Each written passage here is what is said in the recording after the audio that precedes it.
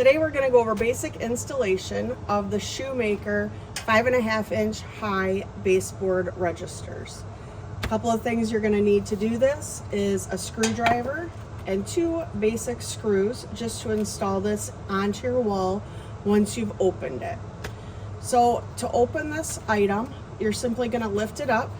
make sure that the damper plate is pushed all the way to the front, and then you're going to put your hand inside and push it forward forcefully, and the faceplate will pop off. If for some reason you're having difficulty getting this faceplate popped off, you can also use a butter knife and simply stick it right here between the faceplate and the back plate and slightly pry up on either end to pop off that faceplate. Once you've taken off this faceplate, you simply screw this to the wall with your screwdriver, put your faceplate back into place, hooking it onto these tabs at the bottom and pushing it back.